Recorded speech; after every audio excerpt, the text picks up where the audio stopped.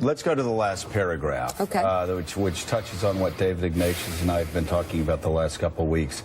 None of this should deter investigations from looking into the Trump-Russia connection. By all means, follow that evidence where it leads. Right. But the media have been running like wild beasts after that story while ignoring how the Obama administration might have abused domestic surveillance for its political purposes.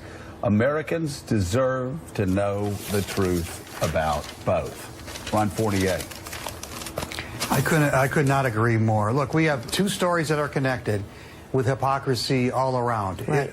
Democrats should demand and want to know whether or not their party was involved in undermining civil liberties. Republicans should demand to want to know whether their party, whether their president, whether Trump's team was playing footsie with Russians. And until partisans in this country hold their party accountable, we're not going to get anywhere. Yeah. So Rick Tyler, pull back the lens a little bit then. What would be the significance if these are true, these reports about Susan Rice, in the context of the general investigation into Donald Trump's transition team, into his campaign and the Russians? Well, I think it'd be enormous. I mean, you have an Obama administration official. And remember, this is Susan Rice, and which makes me a little bit suspicious. She has now denied that she's the one who's done the unmasking. But this is the same Susan Rice who is sort of a pariah of the right. Remember, she was the one sent out as a proxy for Hillary Clinton, who was then Secretary of State. Right. Over Benghazi, when she went out on each of the Sunday talk shows and said that the Benghazi attack was a protest that was sparked by a YouTube video that turned out later not to be true. And so it's just to the extent that Susan Rice would go out and cover for the administration, because she used an altered intelligence report, which would tell me to the degree that which she would go out and cover for the administration.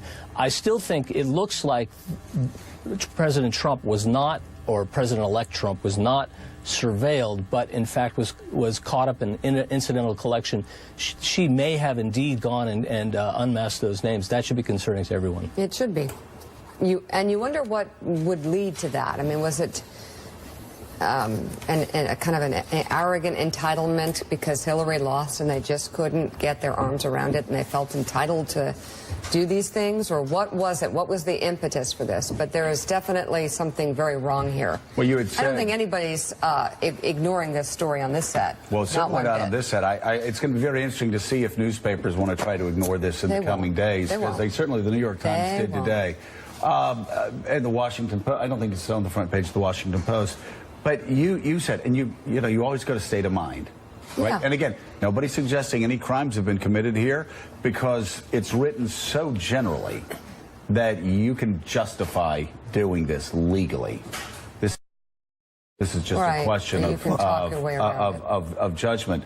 But Mark Halperin, you do have to go. I'm talking about actually the unmasking for, quote, national security purposes. But you were talking about the mindset at the time. And this was an administration that you said last hour was, quote, freaked out. Yeah. Right. From the top down, President Obama, Vice President Biden looked at the election of Donald Trump during the transition and said, we had a lot of concerns about Trump on domestic policy, but Donald Trump as commander-in-chief, Donald Trump's team coming in, running America's foreign policy with so much going on around the world, and that existed throughout the partisan, the Democratic national security establishment within the White House during that transition. So it's not surprising that they were greatly interested in what's this going to be like? Who's he going to pick? What policies are they going to pursue? Ron Fournier wanted to get in, then David Ignatius, then on to our next story. Well, let's not forget another state of mind. Another thing they were concerned about was they had all kinds of evidence that there was connections between the Trump people and the Russians. So there could have been a legitimate reason to look into this incidental surveillance. But that's why we need to find out what really happened. And we can't be assuming nothing happened, and we shouldn't be over hyperventilating and assuming that there was corruption here. Let's have an independent investigation to both these stories, because they're obviously connected. David Ignatius.